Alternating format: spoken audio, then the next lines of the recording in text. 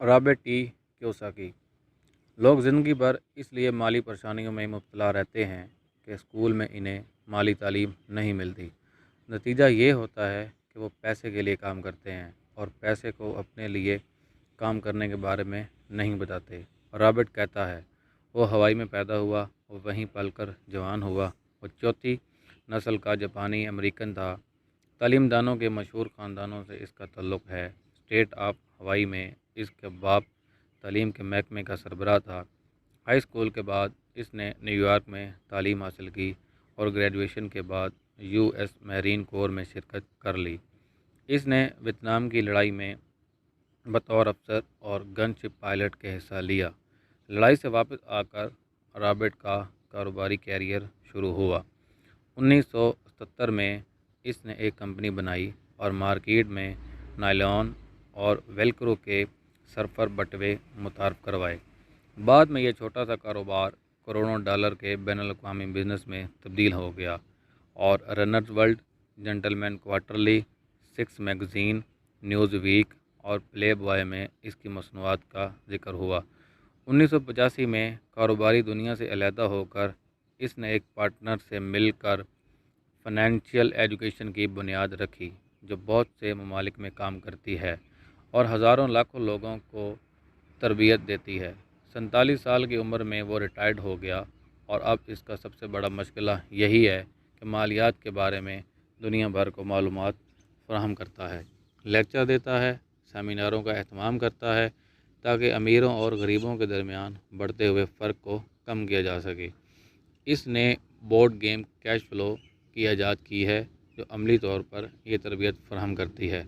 गच्चा इसका असल कारोबार जायदाद की खरीद फरोख्त और छोटी छोटी कंपनियों का अजरा है, मगर इसका असल शौक़ पढ़ाना है। इसने बड़े बड़े मशहूर लोगों जैसे रोग मैन, जिग ज़िगर और एंथोनी रॉबिन्स के हमरा लेक्चर दिए हैं।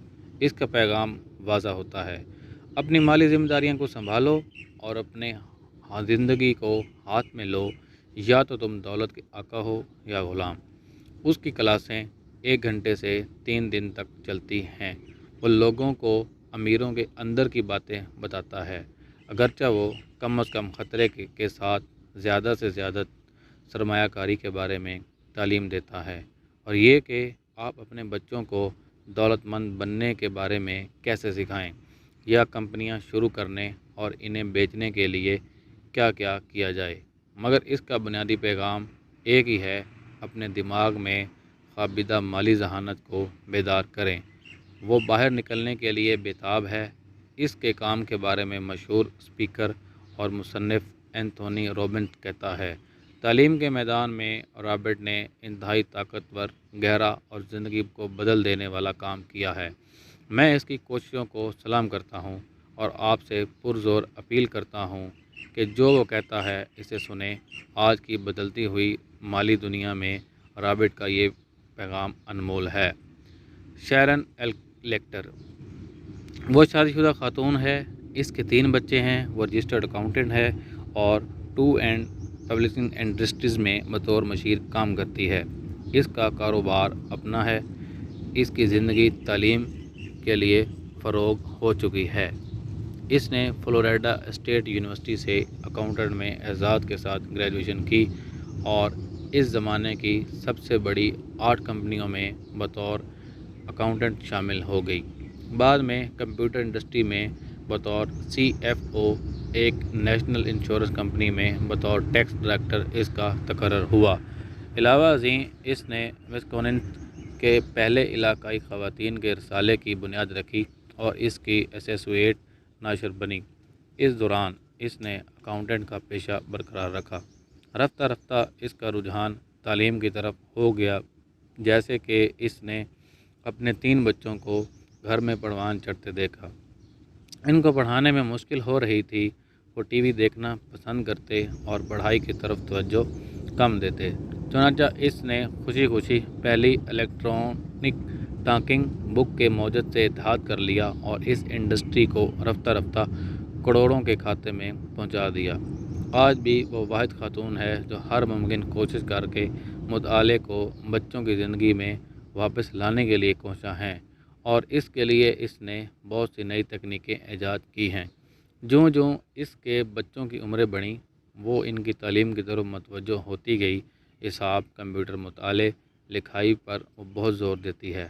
اس کا کہنا ہے، ہمارے موجودہ تعلیمی نظام میں بڑی خامی یہ ہے کہ دنیا میں ہونے والی روز افزوں تکنیکی تبدیلیوں سے ہم بہت پیچھے رہ گئے ہیں۔ ہمیں اپنے بچوں کو معلوماتی تعلیم کے ساتھ ساتھ مالی تعلیم بھی دینی چاہیے تاکہ وہ زندہ رہ سکیں، ترقی کریں اور دوسری قوموں کا مقابلہ کرنے کے قابل ہوں۔ رچ ڈیڈ پور ڈیڈ اور کیش فلو کوارڈنٹ میں کو آتھر یعنی دوسرے مصنف سے مل کر لکھی گئی کتاب ہونے کے علاوہ وہ ہر وقت کوشش کرتی ہے کہ نئے نئے تعلیمی آلات بنائے جس سے عام لوگوں کی مالی ذہانت میں اضافہ ہو سکے۔ Robert T Kiyosaki, rich dad پور ڈیڈ۔ ضرورت ہے، کیا اسکول بچوں کو حقیقی زندگی سے لڑنے کے لیے تیار کرتے ہیں؟ خوب محنت کرو، اچھے گریڈ حاصل کرو اور تمہیں ایک اچھی نوکری مل جائے گی، تنخواہ بھی خاصی ہوگی اور دوسرے فوائد الگ ہوں گے۔ میرے والدین مجھے یہ کہا کرتے۔ ان کی زندگی کا مقصد ایک ہی تھا کہ میں اور میری بہن کالج سے تعلیم حاصل کریں تاکہ ہمیں کامیابی نصیب ہو۔ آخر جب 1976 میں میں نے ڈپلومہ حاصل کیا اور اعزاز کے ساتھ گریجویشن کی، فلوریڈا اسٹیٹ یونیورسٹی کے اکاؤنٹنٹ کے شعبے میں اپنی جماعت میں تقریباً سب سے اوپر تھا اور میرے والدین کا خواب پورا ہو گیا۔ یہ ان کی زندگی کی سب سے بڑی کامیابی تھی۔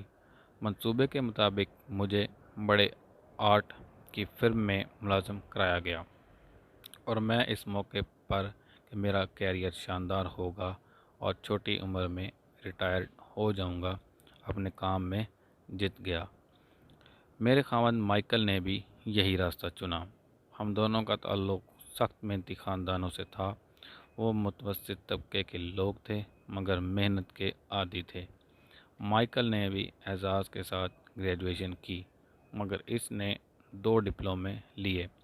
پہلے اس نے انجینئرنگ میں گریجویشن کی اور بعد میں قانون میں۔ اسے جلد ہی واشنگٹن کی ایک شہرت یافتہ لا فرم میں ملازمت مل گئی جو پینٹ کے قوانین کے ماہر تھے اور یوں لگتا تھا کہ اس کا مستقبل روشن ہوگا۔ اس کا کیریئر پروان چڑھے گا اور جلد ہی ریٹائرڈ ہو جائے گا۔ اگرچہ ہم اپنے اپنے شعبوں میں کامیاب ہیں، پھر بھی ہم اپنی کارکردگی سے پوری طرح مطمئن نہیں۔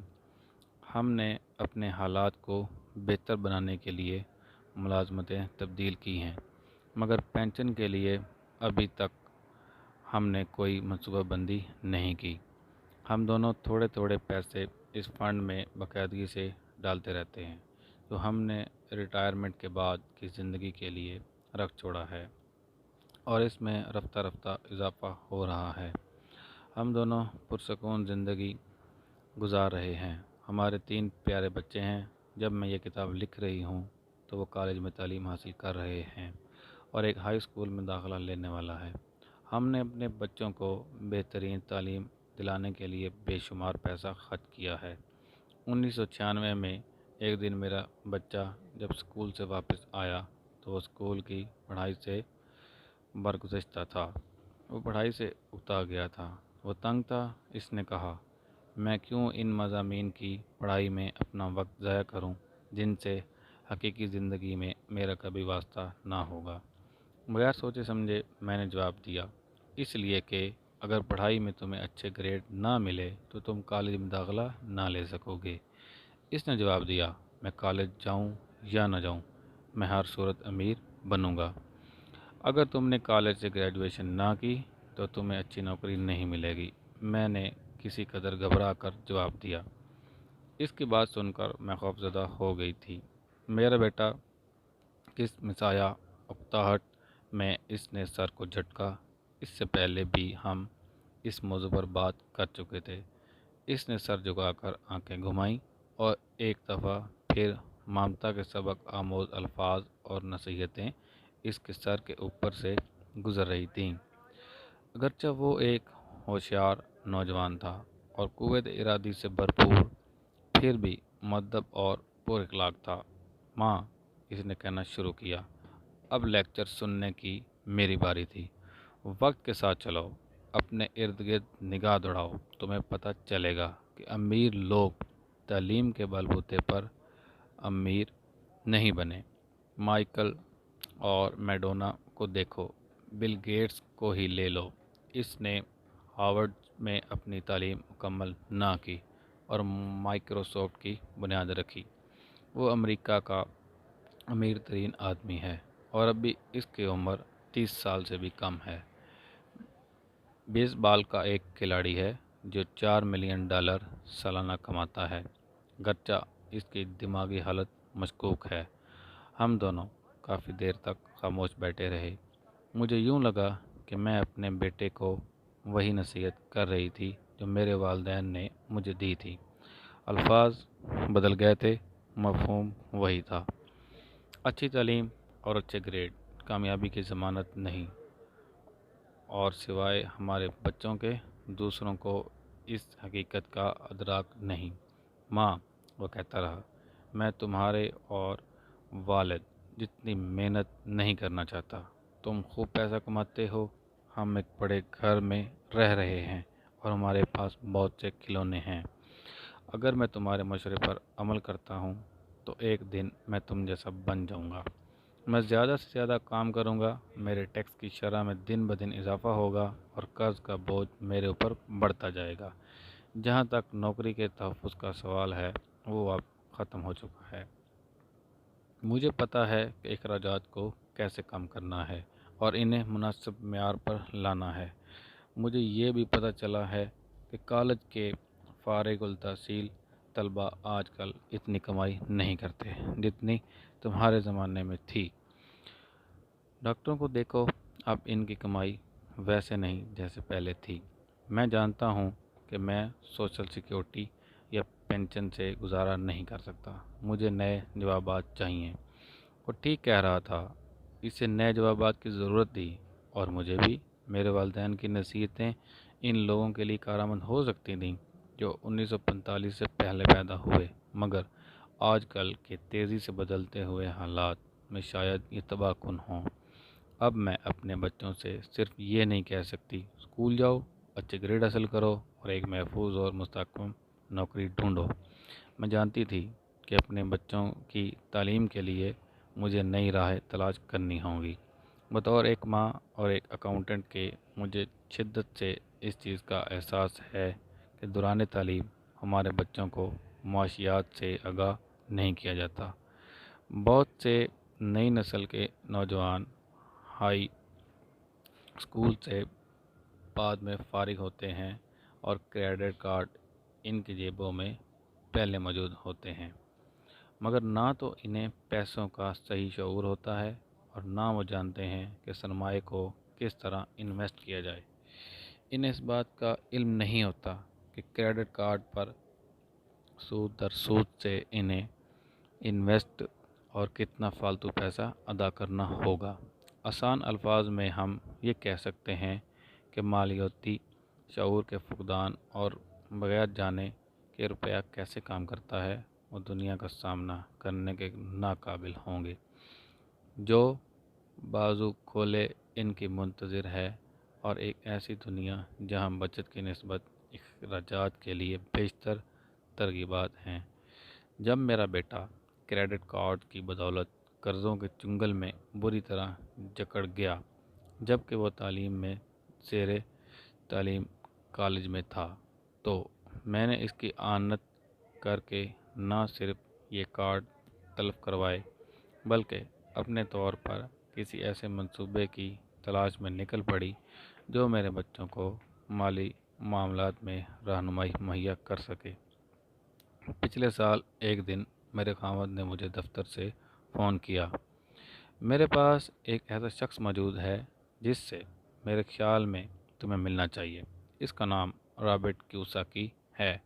وہ تاجر ہے اور سرمایہ کاری کرتا ہے اور ہمارے لیے یہاں آیا ہے کہ ایک تعلیمی ایجاد حاصل کر سکے۔ میرے خیال میں تمہیں ऐसे शख्स की तलाश थी, वही जिसकी मुझे तलाश थी। मेरा खामन माइक कैश फ्लो से बेहद मुतासिर हुआ, जो एक जदीद तालीमी ईजाद थी। इसे रॉबर्ट कियोसाकी ने तैयार किया था। इसने हम दोनों को इब्तदाई नमूने पर काम करने के लिए वक्त का तयन किया। चूँकि ये एक तालीमी खेल था, मैंने 19 साला बेटी को भी मदऊ किया कि आया वो इस खेल में हिस्सा ले, और इसने हामी भर ली। एक वक्त वो एक मुकामी यूनिवर्सिटी में ज़ेर तालीम थी। 15 अफराद ने 3 ग्रुपों में मुनक़सिम होकर इस टेस्ट में हिस्सा लिया। माइक ने ठीक कहा था, मैं ऐसे ही मंसूबे की तलाश में थी, मगर इसमें एक कबात थी। देखने में ये एक रंगीन बोर्ड जैसा था, जिसके दरमियान एक बड़े कद का सनूहा चूहा बैठा था। मोनोपिली से बरअक्स इसमें 2 रास्ते थे, एक अंदर एक बाहर। इस खेल का नतीजा ये था कि किसी सूरत अंदर के रास्ते से निकला जाए। इसे रॉबर्ट ने रेट रेस का नाम दिया था, और बाहर के रास्ते में दाखिल हुआ जाए, जिसे वो फास्ट ट्रैक कहता। रॉबर्ट का कहना था कि फास्ट ट्रैक इस बात की निशानदही करता है कि अमीर लोग हकीकी ज़िंदगी में कौन से तरीके अपनाते हैं। फिर रॉबर्ट ने हमें रेट रेस की तफसील से आगाह किया। अगर तुम लोग एक ऐसे शख्स पर नज़र डालो जिसकी तालीम वाजबी है और जो बहुत मेहनती है, तो इसका रास्ता रेट रेस की मानद है। बच्चा पैदा होता है, स्कूल में जाता है, वालिदैन का सर फ़ख्र से बुलंद होता है जब वो पढ़ाई में अच्छे ग्रेड लेता है और इसे कॉलेज में दाखिला मिल जाता है। वो ग्रेजुएशन करता है, मुमकिन है वो ग्रेजुएशन स्कूल में मज़ीद तालीम हासिल कर ले, और फिर वही करता है जिसकी मनसूबाबंदी की गई होती है। वो एक महफूज और मुस्तहकम नौकरी की तलाश करता है। इसे वो नौकरी मिल जाती है, वो वकील बन जाता है, या डॉक्टर, या फ़ौज में चला जाता है, या सरकारी नौकरी हासिल कर लेता है। आम तौर पर वो अब पैसा कमाने लगता है। इसके पास ढेरों के हिसाब से क्रेडिट कार्ड जमा हो जाते हैं, और ख़रीदो फरोख्त शुरू हो जाती है, या शुरू हो चुकी होती है। जब इसके हाथ में पैसा आता है, तो बच्चा दूसरे हम उम्रों की तरफ आना जाना शुरू कर देता है। वहाँ इसकी मुलाकात होती है, कुछ देर जान पहचान में गुजारता है, और फिर शादी हो जाती है। ज़िंदगी काबिल रश्क है, क्योंकि इन दोनों मियाँ बीवी दोनों काम करते हैं। दोनों की आमदनी खासी बाबरकत है। वो अपने आप को कामयाब तस्वर करते हैं। इनका मुस्तकबल रोशन है। अब वो ज़ाती घर ख़रीदना चाहते हैं, कार ख़रीदना चाहते हैं, टेलीविज़न लेना चाहते हैं, छुट्टियां गुजारने के लिए बाहर जाना चाहते हैं, और इन्हें बच्चों की ख्वाहिश होती है। बच्चा पैदा होता है, घर में खुशी की लहर दौड़ जाती है, मगर इसके साथ अखराजात में इजाफ़ा होता है। मियाँ बीवी समझते हैं कि इनका कैरियर बेतहाशा अहम है, और वो और ज़्यादा मेहनत करने लगते हैं ताकि इन्हें तरक्की मिले और इनकी तनख्वाह में इजाफ़ा हो, और इनकी तनख्वाह बढ़ जाती है, मगर साथ ही एक और बच्चे का इजाफ़ा हो जाता है। अब ये घर छोटा पड़ गया है और बड़े घर की ज़रूरत है। वो और ज़्यादा काम करते हैं, मालकान इनसे खुश हैं। इनकी खुशनुदी इन्हें मज़ीद काम करने पर उकसाती है, और वो कोहलू के बैल की तरह काम में जित जाते हैं। वो तालीमी इदारों में जाते हैं और फालतू वक्त में तरबियत हासिल करते हैं ताकि ज़्यादा पैसे कमा सकें। फिर वो एक और नौकरी कर लेते हैं ताकि बढ़ते हुए अखराजात का सामना कर सकें। इनकी आमदनी में इजाफ़ा होता है, साथ ही टैक्स की शरह भी बढ़ जाती है, और माहाना किस्त में इजाफ़ा होता है, क्योंकि बड़े मालकान की किस्त ज़्यादा होती है। इनकी सोशल सिक्योरिटी की माहाना किस्त भी जाती है, और इन्हें बहुत से दूसरे टैक्स अदा करने पड़ते हैं। हर महीने जब तनख्वाह का एक बड़ा चेक इन्हें थमा दिया जाता है, तो वह बहुत खुश होते हैं, मगर फौरी बाद जब ये सारे का सारा चेक हवा में तहलील हो जाता है, तो वह हैरान हो जाते हैं। वो कुछ म्यूचुअल फ़ंड खरीदते हैं और क्रेडिट कार्ड के ज़रिए खाने पीने की अशिया की ख़रीदारी करते हैं। बच्चों की उम्रें 5-6 साल हो जाती हैं। अब इनकी तालीम के लिए بھی بچت کرنی ہے اور اپنے بڑھاپے کے لیے بھی کچھ کرنا ہے۔ خوشحال جوڑا جو 35 سال پہلے پیدا ہوا باقی زندگی کے لیے ریٹ ریس میں الجھ چکا ہے۔ وہ اپنی کمپنی کے مالک کے لیے کام کرتے ہیں، حکومت کو ٹیکس دیتے ہیں، محنت کرتے ہیں، مکان کی قسطیں ادا کرتے ہیں اور کریڈٹ کارڈوں کا پیٹ بھرنے کے لیے کام کرتے ہیں، اور پھر اپنے بچوں کو نصیحت کرتے ہیں محنت سے پڑھو، اچھے گریڈ حاصل کرو، ایک اچھی نوکری ڈھونڈو۔ انہوں نے پیسے کے بارے میں کچھ بھی نہیں سیکھا سوائے ان لوگوں سے جنہوں نے ان کی سادگی سے فائدہ اٹھایا اور تمام زندگی محنت کرتے رہے، اور پھر یہی تحریک اگلی نسل میں منتقل ہو جاتی ہے اور محنتی لوگ کا ایک نیا طبقہ وجود میں آتا ہے۔ یہ ریٹ ریس ہے۔ اس ریٹ ریس سے نکلنے کا ایک ہی راستہ ہے کہ حساب کتاب میں ہم بے مثال ہوں، سرمایہ کاری کی ہمیں سد بدھ ہو اور ان دونوں پر خاصا عبور حاصل ہو۔ ایک مستند سی پی اے کے بطور جس نے 8 بڑے اکاؤنٹنٹ فرم میں کام کیا ہو، مجھے یہ دیکھ کر حیرانگی ہوئی کہ رابرٹ نے ان دونوں مضامین کی تعلیم کو دلچسپ اور جاندار بنا دیا تھا۔ اس سارے عمل کو اس طریقے سے مخفی رکھا گیا تھا کہ جب ہم انتہائی توجہ سے ریٹ ریس سے نکلنے کی کوشش کر رہے تھے تو جلد ہی ہم اس بات کو بھول گئے کہ ہم سیکھ رہے تھے۔ جلد ہی یہ پروڈکٹ ٹیسٹ میرے اور میری بیٹی کے درمیان ایک دلچسپ دوپہر میں تبدیل ہو گیا۔ ہم ان چیزوں کے بارے میں بات چیت کرنے لگیں جن کے بارے میں ہم نے پہلے کبھی سوچا بھی نہ تھا۔ چونکہ میں پیشہ ورانہ اکاؤنٹنٹ تھی، لہٰذا آمدنی کی تفصیل اور بیلنس شیٹ بنانا میرے لیے آسان تھا۔ چنانچہ میں نے اپنی بیٹی اور دوسروں کی مدد کرنا شروع کی۔ انہیں کئی ایسی چیزیں بتلائیں جن کے بارے میں ان کی معلومات نہ ہونے کے برابر تھی۔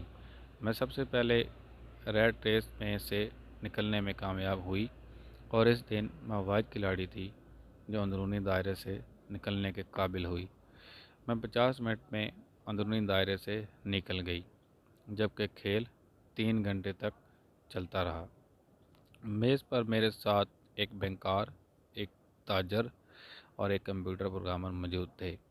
جس چیز سے مجھے مایوسی ہوئی وہ یہ تھی کہ یہ لوگ حساب کتاب، سرمایہ کاری کے بارے میں اتنا کم جانتے تھے، اور یہ چیزیں ان لوگوں کے لیے خاص اہمیت کی حامل تھیں۔ میں حیران تھی کہ ذاتی زندگی میں یہ اپنے مالی معاملات کس طرح سلجھاتے ہوں گے۔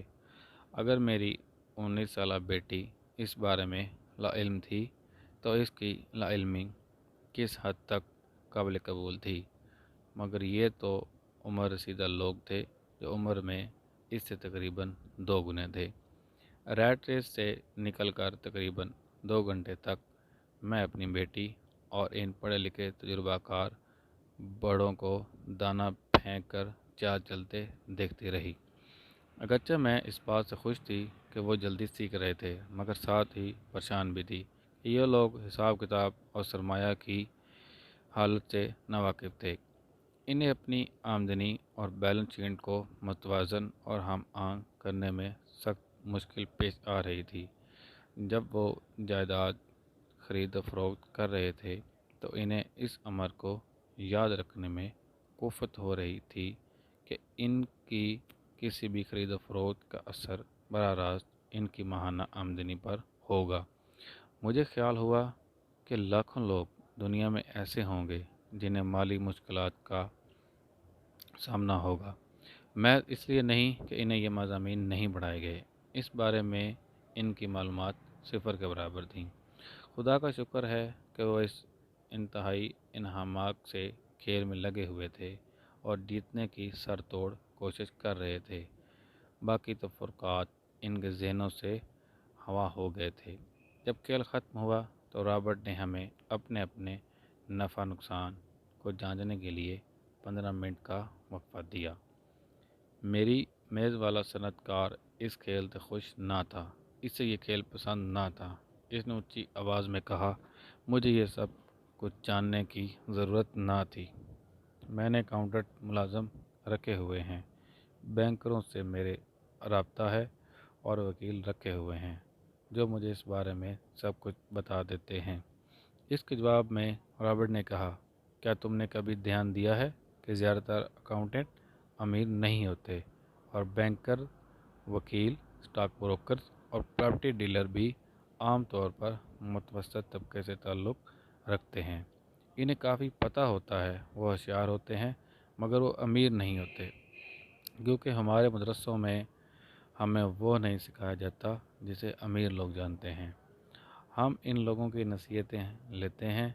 एक दिन ऐसे होता है कि आप सड़क पर जा रहे हैं, आपको काम पर जाने की जल्दी है मगर ट्रैफिक बुरी तरह फंसी हुई है। आप अपने दाएं बाएं देखते हैं और अचानक आपकी नज़र अपने अकाउंटेंट पर पड़ती है जिसकी कार भी इस भीड़ में फंसी हुई है, और फिर आपको अपना बैंकर भी इन्हीं हालात से दो चार दिखाई देता है। इससे आपको सबक मिलता है। कंप्यूटर प्रोग्रामर भी इस खेल से खुश ना था। इसने कहा, सॉफ्टवेयर की मदद से मुझे तमाम मालूमात हासिल हो जाती हैं, ताहम बैंकर इस खेल से मुतासिर हुआ। स्कूल में तालीम के दौरान मैंने ये पढ़ा, मेरा मतलब है हिसाब किताब, मगर अमली तौर पर इसे आजमाने के बारे में मुझे कुछ पता ना था। अब मुझे पता चला है मुझे रैट रेस से बाहर निकलने की ज़रूरत है। मगर मेरी बेटी ने इस खेल के मुतालिक जो कुछ कहा है, इससे मैं मुतासिर हुई। मुझे इस पढ़ाई से मज़ा आया। इसने कहा, पैसा जिस तरह काम करता है और सरमायाकारी के बारे में मुझे बहुत कुछ मालूम हुआ।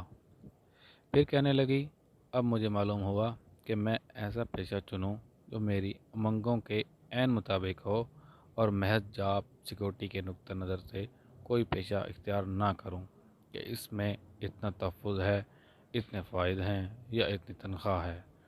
जो कुछ इस खेल ने मुझे सिखाया है, इसके मुताबिक मैं तालीम के मामले में आज़ाद हूँ और वही तालीम हासिल करूँगी जिसके लिए मेरा दिल राज़ी होगा, बजाय वो तालीम हासिल करने के क्योंकि मार्केट में इसकी मांग है। अगर मैंने सीख लिया तो ना मुझे जॉब सिक्योरिटी की फ़िक्र होगी, ना सोशल सिक्योरिटी की, जिससे मेरे हम जमात आजकल दो चार हैं और इन्हें ये फ़िक्र खाए जा रही है कि तालीम हासिल करने के बाद इनका क्या बनेगा। खेल के बाद मुझे रॉबर्ट से बातचीत का मौका ना मिला, मगर हमने फ़ैसला किया कि इस सिलसिले में हम दोबारा मिलेंगे और गुफ्तगू शनीद करेंगे। मैं जानती थी कि इस खेल के ज़रिए वो दूसरे लोगों की माली मामलात में खुद कफ़ालत सिखाने का ख्वाहिशमंद था और मैं भी इसके मंसूबों के बारे में जानने की मुश्ताक थी। मैं और मेरे खामद ने मिस्टर और मिसेस रॉबर्ट के साथ अगले हफ्ते इशाया पर मुलाकात का बंदोबस्त किया। गच्चा हम पहली दफ़ा मिले थे, मगर यूँ लगता था जैसे हम मुद्दों से एक दूसरे को जानते थे। हमें अंदाज़ा हुआ कि हमारी बहुत सी कदरें मुश्तरक थीं। हमने स्पोर्ट्स के बारे में बातचीत की, ड्रामों पर तबसरा किया, रेस्टोरानों के मुतल्लिक़ गुफ्तगू की और बहुत से दूसरे समाजी और मुआशी मसाइल ज़ेर बहस आए। बदलती हुई दुनिया के बारे में गुफ्तगू की। हमने इस मसला पर ख़ुसूसी तवज्जो दी कि अमेरिकनों की कसीर तादाद रिटायरमेंट के बाद की ज़िंदगी के लिए कुछ पस अंदाज नहीं करती और सोशल सिक्योरिटी और इलाज मुआवजे के इंतज़ाम के दिवालियापन के बायस इन्हें बाद अज़ां इंतहाई तंगी का सामना होता है। क्या मेरे बच्चों को 75 मिलियन रिटायर्ड लोगों की देखभाल के लिए अदायगी करनी पड़ेगी? हम हैरान थे कि लोग पेंशन मंसूबे के ख़तरात को क्यों महसूस नहीं करते। रॉबर्ट की ज़्यादा तवज्जो अमीरी और गरीबी के बढ़ते हुए तज़ाद पर थी। रॉबर्ट ने मुरवजा तालीमी शेड्यूल से हट कर खुद ही सीखा और ख़ुद ही पैसा बनाया। वो पूरी दुनिया का चक्कर लगाता था, जगह जगह लेक्चर देता, लोगों का दिल बहलाता और इस तरह जो पैसा इकट्ठा हुआ, इससे इसने ہوش مند سرمایہ کاری کی اور 47 سال کی عمر میں ریٹائرڈ ہو گیا۔ وہ دوبارہ فقط اس لیے متحرک ہوا کہ میری طرح اسے بھی اپنے بچوں کے مستقبل کی فکر تھی۔ وہ جانتا تھا کہ دنیا بدل چکی ہے مگر تعلیم وہی ہے، اس میں تبدیلی نہیں ہوئی۔ اس کے خیال میں بچے نکارہ تعلیم کے اصول میں سال ہر سال ضائع کر دیتے ہیں۔ انہیں وہ مضامین پڑھائے جاتے ہیں جن سے بعد ازاں انہیں کبھی واسطہ نہ پڑے گا۔ انہیں ایک ایسی دنیا کے لیے تیار کیا جا رہا ہے جو کبھی کی ختم ہو چکی۔ آج کل سب سے خطرناک نصیحت آپ اپنے بچوں کو کر سکتے ہیں وہ یہ ہے کہ اسکول جاؤ، اچھے گریڈ حاصل کرو اور ایک محفوظ اور مستحکم نوکری حاصل کرو۔ وہ کہنا چاہتا ہے یہ پرانی نصیحت ہے اور یہ بری نصیحت ہے۔ اگر آپ دیکھ سکتے کہ آج کل ایشیا، یورپ، ساؤتھ امریکہ میں کیا ہو رہا ہے تو آپ بھی اتنے ہی متفکر ہوتے جتنا میں ہوں۔ اسے یقین ہے کہ یہ بری نصیحت ہے کیونکہ اگر آپ چاہتے ہیں کہ آپ کے بچے کا مستقبل محفوظ ہو تو پھر وہ پرانے اصولوں کے تحت کامیاب نہیں ہوں گے۔ اس میں بہت خطرہ ہے۔ میں نے اس سے پوچھا پرانے اسکولوں سے تمہاری کیا مراد ہے؟ کہنے لگا ہمارے جیسے لوگ کھیل کے دوران جو اصول پیش نظر رکھتے ہیں وہ تم سے مختلف ہیں۔ پھر کہنے لگا جب ایک کارپوریشن اپنے سٹاف میں کمی کرنا چاہتی ہے تو پھر کیا ہوتا ہے؟ بہت مشکل ہوتی ہے۔ جب لوگوں کو اچانک یہ جھٹکا لگتا ہے تو انہیں فکریں گھیر لیتی ہیں، ان کے خاندانوں کو ٹھیس لگتی ہے، بے روزگاری میں اضافہ ہوتا ہے۔ اور میں نے کہا یہ سب ٹھیک ہے مگر کمپنی پر کیا بیتتی ہے، خاص طور پر ایک عوامی کمپنی پر؟ اسٹاک ایکسچینج میں اس کے ساتھ کیا ہوتا ہے؟ عام طور پر جب کمپنی چانٹی کا اعلان کرتی ہے تو اسٹاک کی قیمت اوپر چلی جاتی ہے۔ میں نے کہا مارکیٹ اس چیز کو پسند کرتی ہے کیونکہ اس طرح کمپنی کے اخراجات میں کمی واقع ہوتی ہے۔ یہ کمی خواہ افرادی قوت کو مؤثر بنا کر لی جائے یا پھر خود کار مشینوں کے استعمال میں اضافے سے جو انسانوں کے مقابلے میں زیادہ کارآمد ہوں۔ یہ ٹھیک ہے، اس نے کہا، جب اسٹاک کی قیمت بڑھتی ہے تو میرے جیسے لوگ یعنی شیئر ہولڈر زیادہ امیر ہو جاتے ہیں۔ مختلف اصولوں سے میرا یہی مطلب ہے، مزدوروں کا نقصان ہوتا ہے، مالکان اور سرمایہ کار فائدے میں رہتے ہیں۔ رابرٹ نہ صرف یہ کہ آجر اور ملازم کا فرق بیان کر رہا تھا بلکہ یہ بھی بتلا رہا تھا کہ آپ کس طرح اپنی تقدیر کو اپنے بس میں کر سکتے تھے بجائے اس کے کہ اس کی بھاگ دوڑ کسی اور کو سونپ دیں۔ مگر عام لوگ نہیں جانتے کہ ایسا کیوں ہوتا ہے۔ میں نے کہا وہ صرف یہ کہتے ہیں کہ ان کے ساتھ زیادتی ہوئی۔ اسی لیے میں کہتا ہوں کہ بچے کو محض اتنا کہہ دینا کہ اسکول جاؤ اور اچھے گریڈ لو دانش مندی سے بعید ہے۔ اس نے کہا کہ فرض کر لینا پرلے درجے کی حالت ہے کہ اسکول میں بچہ جو تعلیم حاصل کر رہا ہے وہ گریجویشن کے بعد جب دنیا کا سامنا کرے گا تو اس کے لیے کافی ہوگی۔ ہر بچے کو مزید تعلیم کی ضرورت ہے، ایک مختلف تعلیم کی، اور انہیں نئے اصولوں کے بارے میں جاننا ہوگا۔ پیسے کے بارے میں کچھ ایسے قوانین ہیں جو امیر لوگوں سے مخصوص ہیں، اس نے کہنا شروع کیا، اور باقی کے 95% لوگ کھیل کے دوران وہ قوانین اپناتے ہیں جو انہوں نے اسکول اور گھر میں سیکھے۔ اس لیے آج کل بچے سے صرف اتنا کہنا کہ محنت سے پڑھائی کرو اور اچھی نوکری حاصل کرو کافی نہیں، وہ کسی حد تک خطرناک ہے۔ آج کے بچے کو زیادہ ملی جلی پڑھائی کی ضرورت ہے۔ اس میں یہ صلاحیت اجاگر کرنی ہے کہ ولد اصطلاحات سے سچ کو جھوٹ اور جھوٹ کو سچ ثابت کر سکے، اور موجودہ تعلیمی نظام میں اس کا فقدان ہے۔ مجھے اس بات کی قطع پرواہ نہیں کہ اسکول میں کمپیوٹر کتنے ہیں یا تعلیم پر کتنا پیسہ لگ رہا ہے، اسکول اس بچے کو وہ مضامین کیسے پڑھا سکتا ہے جس سے وہ خود بے بہرا ہے؟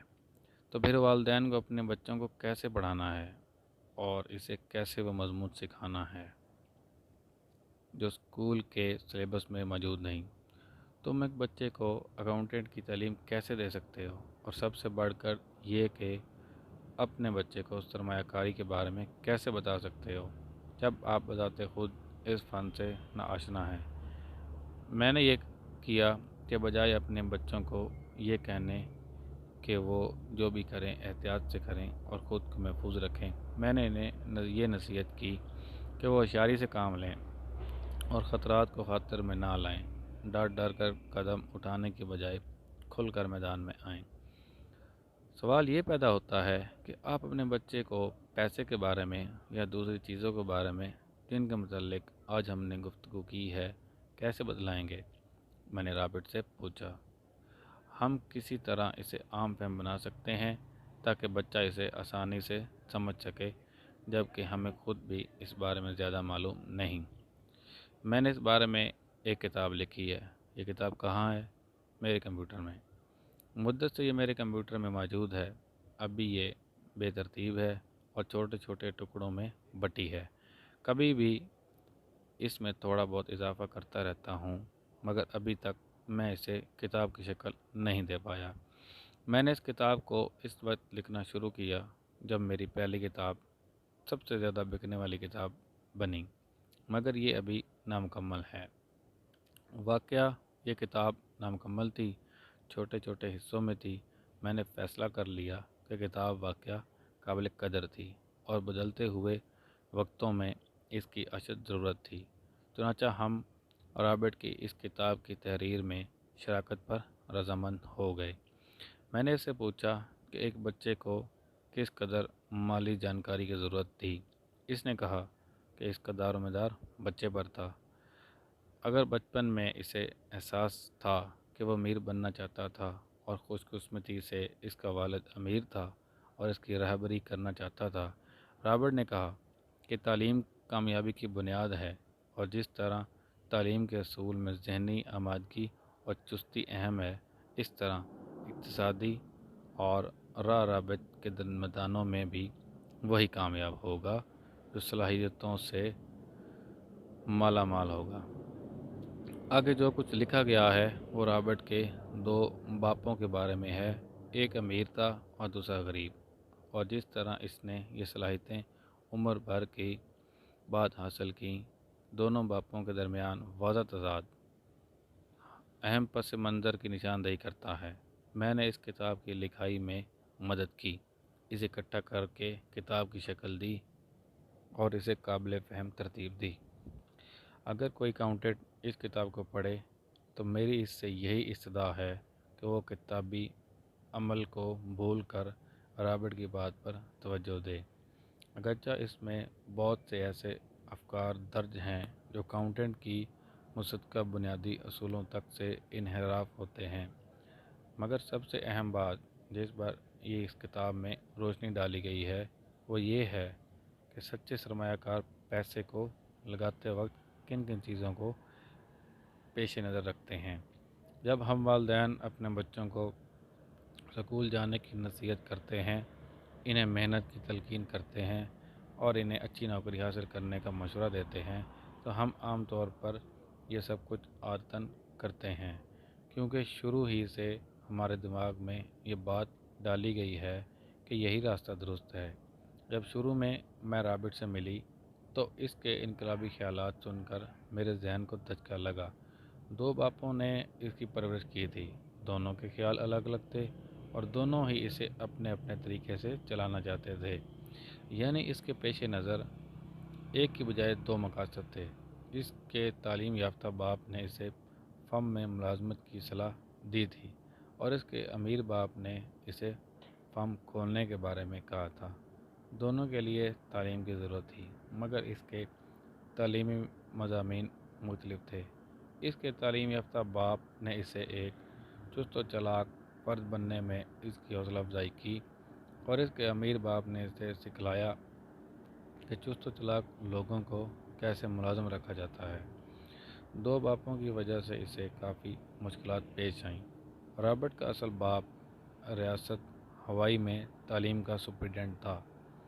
16 سال کی عمر میں یہ دھمکی کہ اگر تم نے اچھے گریڈ حاصل نہ کیے تو تمہیں اچھی نوکری نہ ملے گی، رابرٹ پر زیادہ کارگر نہ ہوئی۔ اسے پہلے سے معلوم تھا کہ وہ فرم کی ملازمت میں جانے کی بجائے اپنی فرم کھولے گا۔ حقیقت تو یہ ہے کہ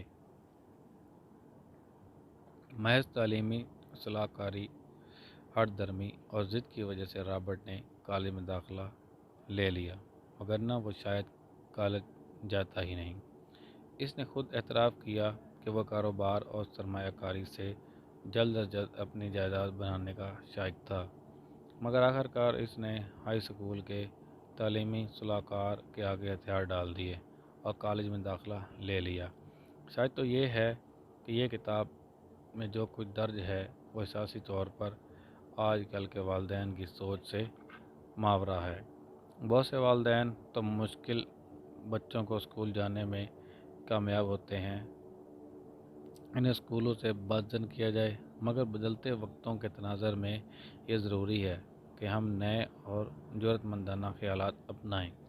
اگر ہم اپنے بچوں کو ملازمتیں حاصل کرنے کی طرف راغب کرتے ہیں تو ہم اپنے بچوں کو یہی نصیحت کرتے ہیں کہ وہ زندگی بھر ٹیکسوں کے بوجھ تلے دبے رہیں اور بعد میں پینشن سے بھی محروم رہیں۔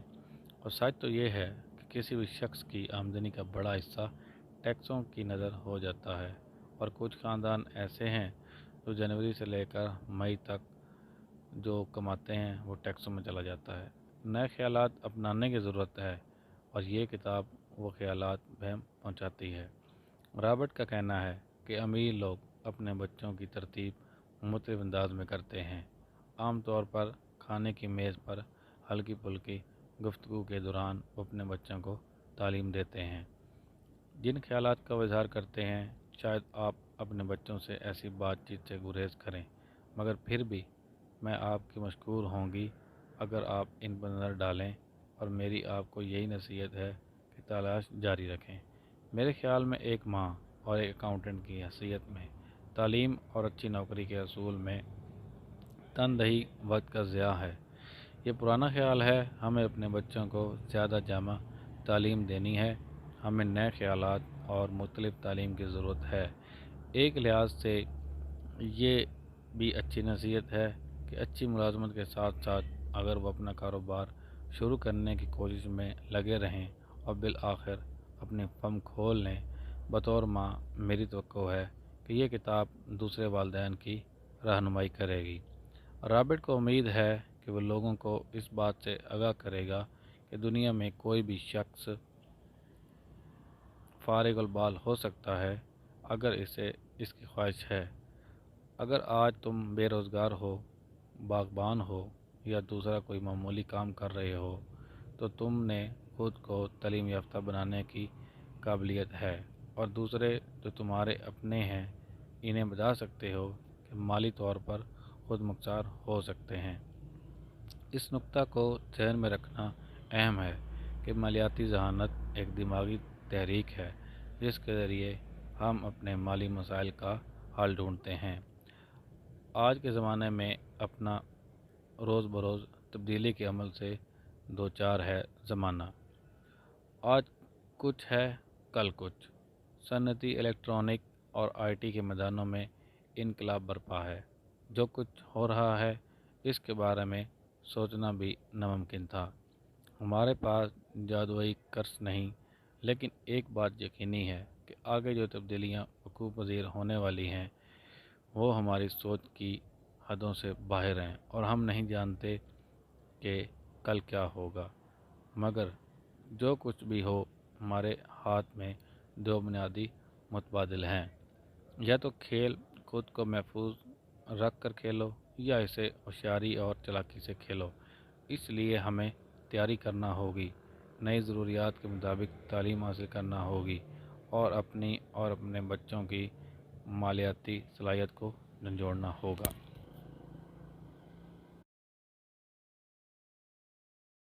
امیر باپ اور غریب باپ، رابرٹ کوساکی کی کہانی کی زبانی۔ میرے دو باپ تھے، ایک امیر تھا، دوسرا غریب۔ ایک بہت پڑھا لکھا اور ذہین تھا، پاس پی ایچ ڈی تھی اور انڈر گریجویشن کا 4 سالہ کورس اس نے 2 سال میں مکمل کیا تھا۔ اس کے بعد اس نے بالترتیب Tufts University, University of Chicago اور نارتھ ویسٹرن یونیورسٹیز میں اعلیٰ تعلیم حاصل کی۔ اور اس دوران اسے حکومت کی طرف سے وظیفہ ملتا رہا۔ میرے دوسرے باپ کی تعلیم کا یہ حال تھا کہ وہ 8ویں جماعت بھی مکمل نہ کر سکا۔ دونوں ہی اپنے میدانوں میں کامیاب تھے اور محنتی تھے۔ دونوں کی اچھی خاصی آمدن تھی۔ ہم ان میں سے ایک زندگی بھر پیسے کے لیے تگ و دو کرتا رہا، دوسرا ہوائی کا امیر ترین آدمی بن گیا۔ ایک جب فوت ہوا تو لاحقین کے لیے بے تحاشا دولت چھوڑ گیا اور دوسرے نے اپنے بچوں پر قرض کا بوجھ منتقل کیا۔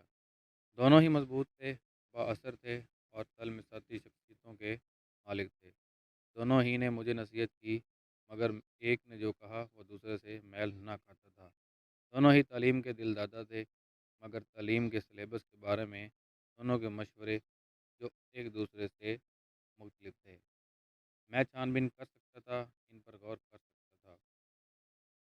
اب ان میں سے غریب تھا ایک اور دوسرا امیر، بجائے اس کے کہ میں ان میں سے ایک کی نصیحت قبول کرتا اور دوسرے کی نصیحت کو رد کرتا، میں نے دونوں کو سامنے رکھ کر ان پر غور کیا اور دونوں کا موازنہ کیا تاکہ ان میں جو نصیحت زیادہ موزوں ہے اسے اپنا لوں۔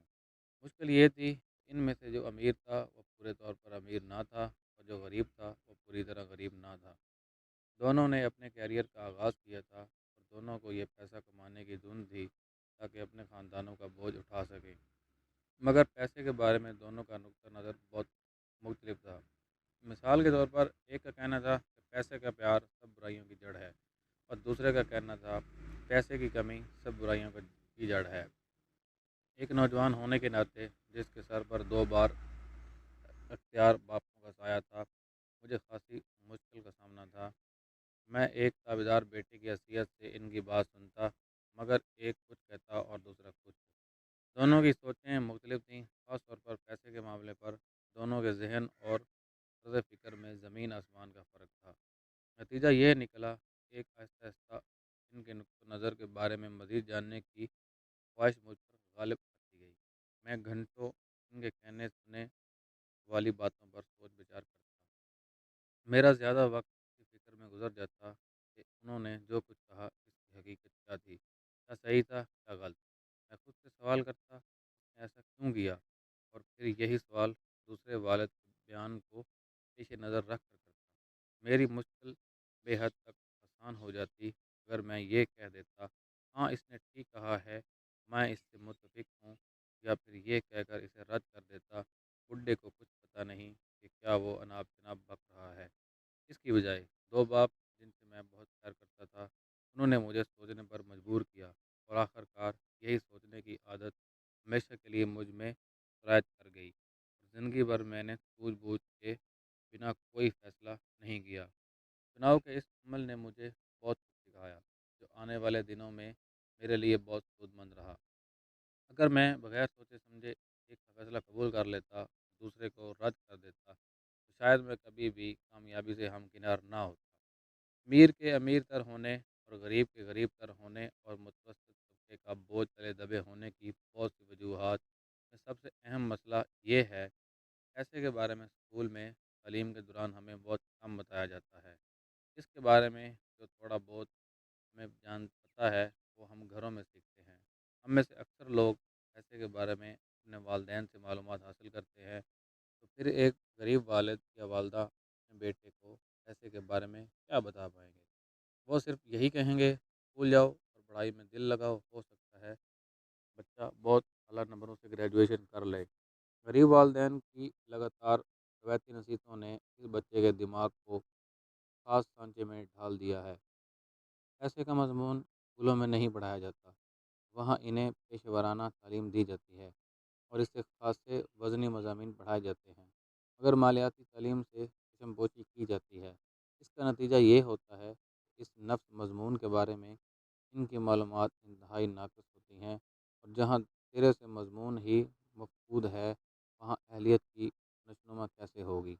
یہی وجہ ہے کہ بینکر، ڈاکٹر، اکاؤنٹنٹ جنہوں نے اسکول میں پڑھائی کے دوران لازماً اچھے گریڈ حاصل کیے ہوں گے، پیسے کے بارے میں ان کی معلومات کتنی نامکمل ہیں اور تمام زندگی روایتی جھنجھٹ میں گرفتار رہتے ہیں۔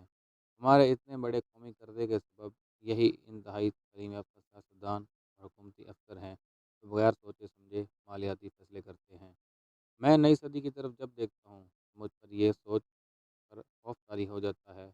लाखों नए लोग ज़िंदगी की धारा में शामिल होंगे, जिन्हें माली और इलाज की आनत की ज़रूरत होगी।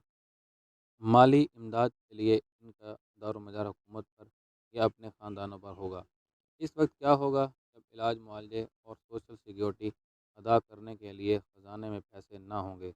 इस कौम का क्या बनेगा अगर इन बच्चों को मालियाती शऊर से दौरान तालीम बेगाना रखा गया और ये फ़र्ज़ वालदैन के ज़िम्मे छोड़ दिया गया कि वो अपने बच्चों को इक़्तिसाद के बारे में बतलाएँ, जिनमें ज़्यादातर या तो गरीब होंगे या गुर्बत की तरफ बढ़ रहे होंगे। क्योंकि मेरे दो बासर बाप थे, मैंने इन दोनों से सीखा। दोनों की नसीहतों पर मैं अच्छी तरह सोच विचार करता और इसी तरह मुझे एक गिरां बहा तजुर्बा हासिल हुआ और मुझे पता चला कि इंसान के ख्यालात का असर इसकी ज़ाती ज़िंदगी पर कितना मुहिब और दूरदर्श होता है। एक बाप कहा करता, मैं ये चीज़ खरीदने की इस्तेदाद नहीं रखता। दूसरे ने मुझे ये अल्फाज दोहराने से मना कर दिया। इसने मुझ पर जोर दिया कि मैं ये कहूँ, मैं किस तरह इसे खरीदने के काबिल हूँगा। एक बयान है और दूसरा सवाल है। एक से तुम कनान और शुक्र शुक्र का इख्तियार कर लेते हो दामन, लेकिन दूसरा तुम्हें सोचने पर मजबूर करता है। मेरा जल्द अमीर होने वाला बाप ये अल्फाज कहकर इसका मतलब बयान करता, मैं इसे खरीदने की औकात नहीं रखता। ये सोचकर तुम्हारा जहन इस बारे में सोच को तर्क कर देता है। जब आप सवाल करते हैं मैं कैसे खरीद पाऊँगा, तुम्हारा जहन काम में लग जाता है। इसका ये मतलब ना था ख्वाहिशात को बेला करके जो चाहूँ खरीद लूँ। ज़हन की मशक का इसे जुनून की हद तक अब था। दुनिया का ताकतवर तरीन कंप्यूटर था मेरा जहन, रोज़ बरोज़ ताकत पकड़ रहा है क्योंकि मैं रोज़ाना इससे वर्जिश कराता हूँ। जो ताकतवर होऊंगा मैं ज़्यादा पैसा बनाता जाऊँगा। ये जवाब कि मैं इसे खरीदने की ताकत नहीं रखता ज़हनी सुस्ती की इलामत है। दोनों ही बाप बहुत मेहनत करते, मगर एक बाप की आदत थी कि जब पैसे का मामला दरपेश होता वो लातल्लुक़ हो जाता, अपने जहन को सुला देता और दूसरा इस वक्त मुतहर्रिक हो जाता और इसका नतीजा ये बरामद हुआ। आखिरकार एक दौलतमंद होता गया और दूसरा मुफलिस। ये बिल्कुल इस तरह है, एक शख्स रोज़ाना जिम में जाकर वर्जिश करता है और दूसरा घर में आराम कुर्सी पर बैठ कर टेलीविज़न देखता है। जिस तरह हर रोज़ बाकायदगी से वर्जिश करने से जिस्म मजबूत होता है, सेहत अच्छी होती है, इस तरह रोज़ाना ज़हनी वर्जिश करने से इंसान का ज़हन मजबूत होता है और दौलत में इजाफ़ा होता है। सुस्ती ज़हन और ज़हन दोनों के लिए ज़रूर नज़रअंदाज करने पर नुकसान होता है। मेरे दोनों बापों का नज़रिया एक दूसरे की ज़िद था। मेरे एक बाप का अक़ीदा था दौलतमंदों को ज़्यादा टैक्स अदा करने चाहिए ताकि गरीबों की खैरगिरी हो सके। दूसरा कहता था टैक्स की अदायगी से इन लोगों को सज़ा दी जाती है जो दौलत पैदा करते हैं और इन लोगों को नवाजा जाता है तो कुछ नहीं करते और बेकार में वक्त ज़ाया करते हैं। एक का मशवरा था मेहनत से पढ़ाई करो ताकि किसी अच्छी फ़िल्म में मुलाज़मत मिल जाए। दूसरा ये सलाह देता मेहनत से पढ़ाई करो ताकि किसी अच्छी फ़र्म के मालिक बन सको। एक कहता मेरी तंगी की वजह यह है कि मेरे बच्चे हैं। दूसरा कहता मुझे हर सूरत दौलत कमानी है क्योंकि मेरे बच्चे हैं। एक इशाइया के दौरान पैसे के बारे में बातचीत की हौसला अफजाई करता, दूसरा खाने के दौरान इस किस्म की गुफ्तगू की हौसला शिकनी करता। एक कहता जब पैसे का मामला हो बहुत एहतियात करो, खतरात मोल ना लो। दूसरा कहता खतरात से आजमाने के लिए अपने अंदर अहलियत पैदा करो। एक को यकीन था हमारा घर हमारी सबसे बड़ी दौलत और सरमायाकारी है। दूसरा कहता मेरा घर इजाफी बोझ है, अगर सिर्फ यही सरमायाकारी है तो मुसीबत का अंदेशा है। दोनों वक्त पर अपने वाजबात अदा करते, एक शुरू में अदायगी करता, दूसरा सबसे आखिर में। एक का ख्याल था कि हुकूमत या कंपनी हमारी ज़रूरियात की देखभाल करे, इसे हर वक्त तनख्वाह में इजाफे की फ़िक्र रहती, वो रिटायरमेंट के बाद बंदी की तलाश में लगा रहता। इलाज मुआवजा की स्कीमों के बारे में सोचता, बीमारी की वजह से तातील और छुट्टियाँ इसके सर पर सवार रहती। वो अपने दो चचाओं पर बहुत मुतासिर था जिन्होंने फ़ौज में 20 साल मुलाजमत की, ریٹائرمنٹ کے بعد قابل رشک فوائد حاصل ہوئے، علاج معالجے کی ان سہولتوں کو حسرت کی نگاہ سے دیکھتا اور افسوس کرتا کہ کیوں اس نے فوج میں شمولیت نہ کی۔ یونیورسٹی میں اسے یہ چیز پسند تھی کہ نوکری ایک مقررہ میعاد کے لیے ہوتی اور اس سے پہلے کسی کو درخواست کرنا مشکل تھا۔ ایک مستحکم نوکری اور اس سے مربوط فوائد بھی اس کا وہ بھی منتظر رہتا تھا۔ وہ بارہا کہتا، میں نے نہایت محنت سے اس حکومت کی خدمت کی ہے اور اس کی سہولتوں کا حقدار میں ہوں۔ دوسرا مالیاتی معاملات میں خود مختاری کا قائل تھا۔ وہ ہمیشہ حقداری کی اس ذہنیت کے خلاف بولتا، کیونکہ اس کے خیال میں اس طرح کمزور اور ضرورت مند افراد کی تعداد میں اضافہ ہو رہا تھا۔ وہ ہمیشہ اس بات پر زور دیتا کہ انسان کو مالی طور پر خود کفیل ہونا چاہیے۔ ایک نے کوشش کر کے کچھ پس انداز کر لیا تھا، دوسرے نے سرمایہ کاریوں میں اضافہ کیا تھا، ایک نے مجھے ایک زبردست درخواست اور بایو ڈیٹا لکھنے کا طریقہ بتلایا تھا تاکہ مجھے ملازمت تلاش کرنے میں آسانی ہو، دوسرے نے مجھے مضبوط تجارتی اور مالیاتی منصوبہ بندی کے بارے میں بتلایا تاکہ میں نوکریاں پیدا کر سکوں۔ دو مضبوط باپوں کے زیر اثر رہتے ہوئے مجھے خاصا وقت ملا کہ زندگی پر ان دونوں کے نظریات کے اثرات کا گہرا مشاہدہ کر سکوں۔ مجھے یہ بھی پتہ چلا کہ حالات کے بل بوتے پر ہی لوگ اپنی زندگی سنوارتے ہیں۔ مثال کے طور پر میرا غریب باپ ہمیشہ کہتا میں کبھی بھی دولت مند نہ بنوں گا، اور آخر کار یہ پیش گوئی سچ ہوئی۔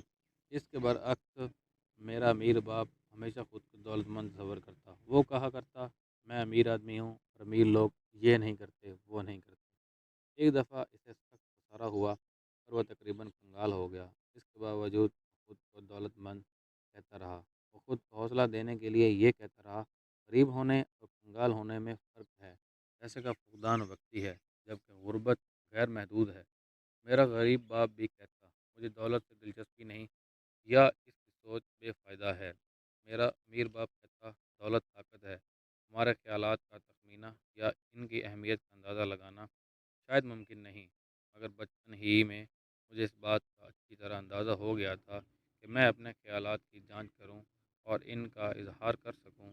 میں نے محسوس کیا کہ میرا غریب باپ اس لیے غریب نہ تھا کہ اس کی آمدنی کم تھی، یہ اچھی خاصی تھی، بلکہ اپنے خیالات اور کارکردگی میں وہ ایسے ہی تھا۔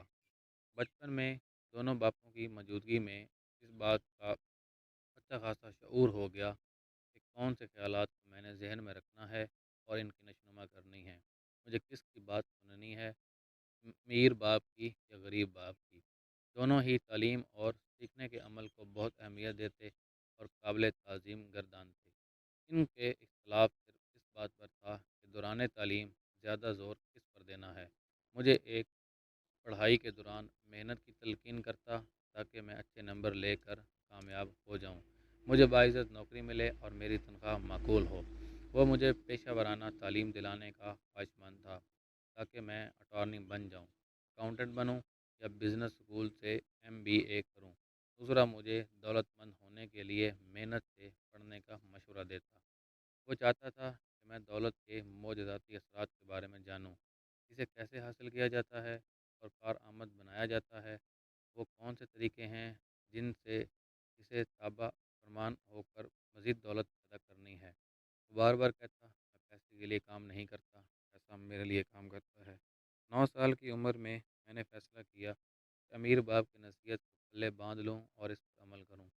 اس انتخاب کے بعد میں نے اپنے غریب باپ کی نصیحتوں کو مصیبت ڈال دیا تاکہ وہ بے تحاشا پڑھا لکھا انسان تھا۔